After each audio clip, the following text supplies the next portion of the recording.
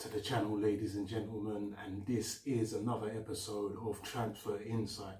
One thing I have to say right at the start, people, is sorry I haven't been about for a very long time doing any videos. I think I've done one video on transfers, and that was right at the start.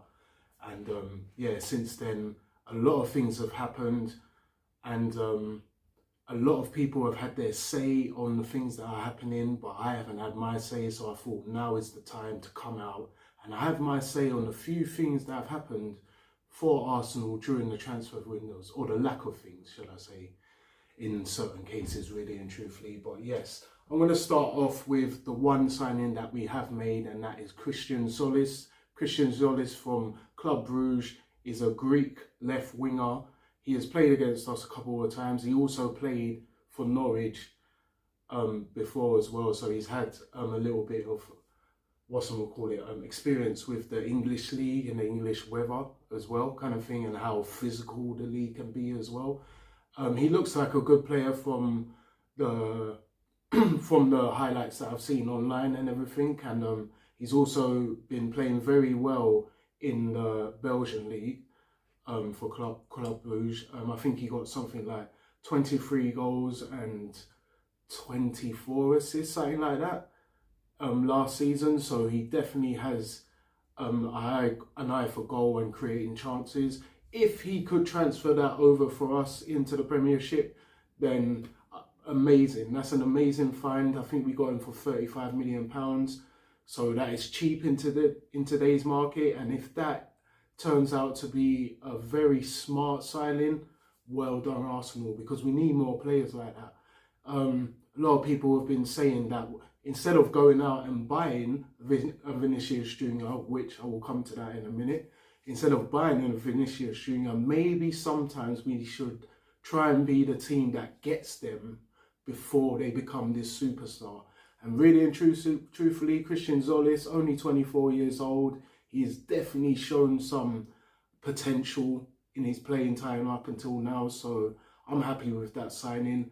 Also, another thing that's happened for us, we've just signed Christian Zolis, and Christian Zolis looks like he's going to be the replacement for Leandro Trossard. Leandro Trossard, who has gone to, Galatasaray. Is it Galatasaray? Oh damn, I can't remember who Leandro Trossard has actually gone to, but yes, he is.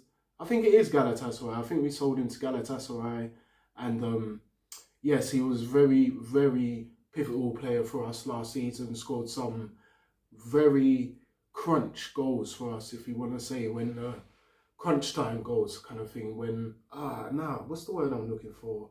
Very clutch. Sorry, very clutch goals. Crunch. You know, where was I getting that from? Anyway, very clutch goals for us last season to help us win the Premiership. I have no problems with Leandro Trossard, but if we do want to push on and become the dominating team in England, well, getting rid of a Trossard and bringing in a Solis is a good start. But like I said, I'm going to move on to the other stuff that has been happening in the transfer window for us. And one big story that is happening right now for us is we've been linked to Vinicius Junior. Vinicius Junior, obviously everyone knows who he is, a very good player for Real Madrid, has been one of Real Madrid's top players for the last, I'd say, 5 years at least, minimum, kind of thing. Is Brazil's top player at the moment, because I can't really think of anyone that's better than him for Brazil at the moment. But with the price tag that is going around, and Vinicius Junior has also been known to have a little bit of a diva attitude as well. I would buy him definitely, because we need that bit of magic. I've always said Arsenal are lacking that player who, when he's put through on goal, you're kind of guaranteed that yes, he's going to finish this chance. 9 times out of 10, it's hit in the back of the net. And Vinicius Junior is definitely one of those type of players, kind of thing. But if the price is going to be anywhere near 150 million. For me, I think the most I would pay for Vinicius Junior is probably about 125, but to add another 25 million on top of it, he's in his last year of his contract as well. I wouldn't be paying that much for him. I would actually be going out there and trying to find someone who is a little bit more, a little bit more unknown, but you can see he's got the talent, i.e. maybe even a Nico Williams maybe, but he would also cost a lot of money, I'm sure. Can't really think of too many people off the top of my... I actually do know one, an El Khanous. El Khanous is a Moroccan midfielder. He played for Morocco in the World Cup. He actually had a decent World Cup. Didn't really pull up any trees, but he's a young player. Definitely has potential to go on and probably become an even better player than what he is right now at the moment. I wouldn't mind taking a risk with someone like that, because we're going to keep Martinelli. We've got Solis. We've got Eze that can play there as well. There are options. Ranieri's coming back. Daumann. Okay, Daumann's probably going to play on the right or in the centre. But there's options. There's options where we can fiddle around with. And I know we said we need to be serious this window, but like I also said, the talent out there at the moment for left wingers, for attackers in general, is not really high. Like all the top attackers, like your Kvaratskhelia, etc., your Elises, even your Barcolas, they're already taken by other clubs. But also Barcola is also another player I would take for us on the left, because he seems like a very direct player. He definitely has established himself in that PSG team, but he's also established himself across Europe as a very dangerous player as well. So I would take Barcola as well. He is another option if we don't get the Vinicius Junior one. But what I'm basically trying to say for this video, ladies and gentlemen, is that Vinicius Junior isn't the be all and end all for us. Really and truthfully, we are the champions. There should be many players that really want to join us, kind of thing. But what the club really needs to do now is, if Vinicius Junior is the player that you really want, don't dilly-dally with the price. If we can't get Vinicius Junior and Barcola is the guy you want, don't dilly-dally with the price. All this time you're taking trying to negotiate over an extra 10, 15 million, it's just wasting time for us. We need these players quickly, because the season starts in like 4 or 5 weeks. 4 or 5 weeks and the season's starting. We need these guys in the door now, basically. By the end of the week at least, because I know pre-season starts next week, and it would be great to have these players at the start of the pre-season so they can get some game time, get used to the new environment at the club, get used to the new players that they're going to be playing with, kind of build relationships slowly as well. But yeah, we don't want to be waiting to the end, to near the end, to be getting these deals done. We are the champions. We definitely have the financial power at the moment to get these deals over the line. So, but at the moment, it's typical Arsenal for me, because we seem to do this every year, where we're interested and we're negotiating this and we're exploring this and we're having a look at that, having a look at this, and this.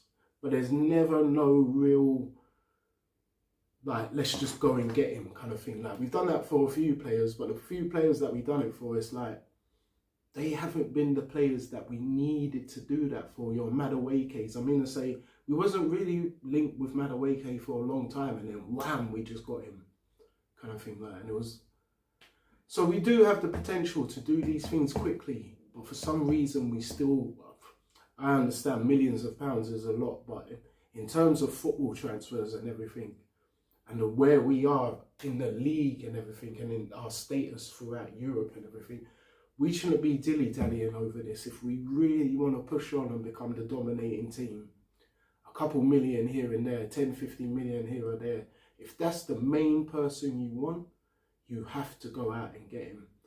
But for me, I'm happy overall with what we're attempting to do, but those attempts need to be finalised, and finalised quickly, kind of thing. Let's show some, let's be a bit brash in what we're doing and just show that, look, we're not here to mess around. What do you want? Can we negotiate? If we can't, put the money down, because that's the player we want. It might not work out to be the right one, but if that's the player the manager wants, you must go and get it for him, because he's the one that's going to be picking the team and he's the one that's going to be talking to these players, trying to get the best out of them. So I just don't want this to be another summer where we're settling for our second, third choices. We're the champions.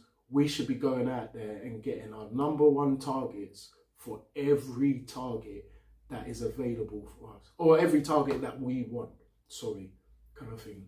But yes, I'm going to end the video there because I can feel like I could talk about this all day, rabbiting, slightly repeating myself as well, because again, we're going through this. Are we going to do it? Are we not going to do it? We're talking to agents, we're talking to the players, team and everything, but make a bid for the player and go from there, guys. Just make a bid, because you don't know what's going to happen unless you make that initial bid. You make that initial bid, you kind of know where you're at with the other team and you can work around that. But boy, I've got faith that we will do something. I don't know what it is we're going to do, but I definitely think Bruno Guimaraes looks like, again, we're taking our time with it, but because Bruno Guimaraes has came out and said he wants to come to Arsenal specifically, it's kind of like the Declan Rice deal that we done. And yeah, as long as we get there in the end with the price, he should come to us. So yeah. And when it comes to Vinicius Jr., if that's really the player you want, Mikel, and the rest of the Arsenal team there, just go and get him. Just go and get it. You probably know Real Madrid want in and around 120 to 130 million for me is what I would be looking to pay. But you've got to start the bids in and around there at least, kind of thing. I would be going on with a minimum bid of 120 million kind of thing, because we all know Real Madrid, they don't mess around, they don't play games. And Vinicius Jr. is one of their best players at the moment, so they're going to be looking to give him a new contract, but we need to give them a deal that is so tempting, so inviting that they just can't say no, with the risk of losing him at the end of the season for nothing. They just can't. That's the kind of assertiveness we need to show now as champions and as a team that want to go on and dominate for years to come. You see what I'm saying? But yes, like I just said a moment ago, I'm going to end the video there now. If you've got any players that you think would be good for us to sign, or any players that you think would be good for us to get rid of, you can write in the comments. I will try my best to look through and reply to a few of them. And as always, if you can like my video, subscribe to my channel, it will be much, much appreciated. But yes, Gunners, I've got faith that we can do something, but I just don't like the way we're going about it, because it's the same typical dilly-dallying as seasons before when we wasn't champions. Now that we are, enough of the dilly-dallying, get it done. But yes, until next time, take care, people. And as always, come on, you